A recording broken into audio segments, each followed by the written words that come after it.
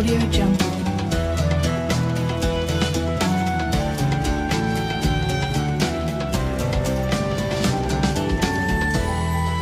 Audio Jungle. Assalamualaikum warahmatullahi wabarakatuh.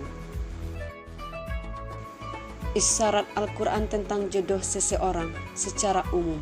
Syariat telah memberi tuntunan dalam memilih pasangan. Salah satunya melalui hadis riwayat Al-Bukhari. Disebutkan di dalamnya bahwa kriteria pasangan ideal adalah hartawan, rupawan, keturunan mulia, dan kuat agamanya.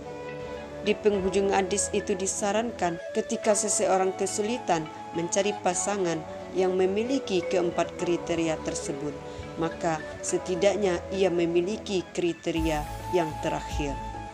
Niscaya ia beruntung. Ini tentu berlaku untuk umum, karena siapapun pasti ingin beruntung dan mendambakan pasangan ideal.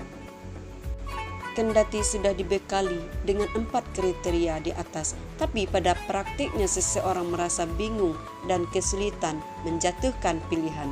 Terlebih jika dihadapkan pada beberapa sosok pilihan.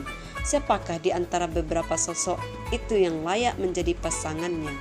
Dalam hal ini, Al-Quran telah memberi sejumlah isyarat siapa jodoh atau pasangan hidup seseorang. Dengan isyarat itu, seseorang akan sedikit terbantu dalam menentukan pilihannya. Mau tahu ulasan selanjutnya? Silakan simak video ini sampai selesai. Sebelum lanjut, bagi yang belum subscribe, silakan tekan tombol subscribe terlebih dahulu. Dan aktifkan lonceng notifikasinya agar tidak ketinggalan video baru dan orang yang pertama kali mengetahui ada video terbaru dari channel ini. Beberapa isyarat dimaksud adalah memiliki kesamaan dan kesepadanan pada dasarnya. Seseorang cenderung kepada orang yang memiliki sifat dan keadaan yang sama dengannya. Demikian halnya dalam hal pasangan. Ini telah disyaratkan dalam Al-Quran, yang artinya wanita-wanita yang keji adalah untuk laki-laki yang keji, dan laki-laki yang keji adalah buat wanita-wanita yang keji pula, dan wanita-wanita yang baik adalah untuk laki-laki yang baik, dan laki-laki yang baik adalah untuk wanita-wanita yang baik pula. Quran Surat An-Nur ayat 26. Kesamaan status dan kesucian dalam ayat di atas juga merupakan isyarat terhadap aspek kesamaan lainnya, seperti kesamaan tabiat, sifat, profesi, hobi, turunan, status sosial, dan sebagainya. Tak heran jika kita kerap menjumpai orang yang berjodoh dengan teman seprofesi, teman sekantor, teman satu hobi, dan seterusnya. Lebih menarik lagi, selain mengandung konsep kesamaan, sekufu, dan kesepadanan, ayat di atas juga mendorong siapapun yang ingin mendapat pasangan terbaik agar mempersiapkan diri sebagai orang terbaik bagi orang yang diinginkannya. Mendatangkan ketentraman dan kecenderungan hati dari satu atau beberapa kesamaan, biasanya terlahir rasa cocok, rasa suka, dan rasa tentram. Demikian pula dalam hal jodoh, maka siapapun yang akan mencari pasangan dan menjatuhkan pilihan, maka pilihlah sosok yang membawa ketentraman, kecocokan, kesenangan, pengertian, dan kasih sayang.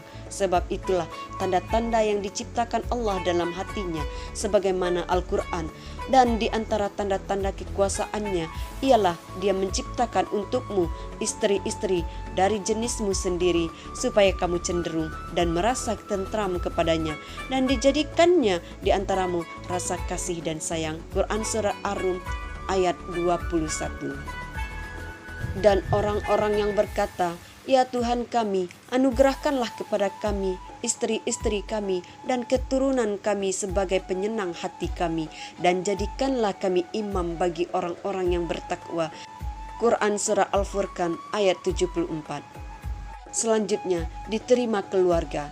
Pada dasarnya, pernikahan bukan saja menyatukan dua insan yang saling mencintai, tetapi juga menyatukan dua keluarga besar.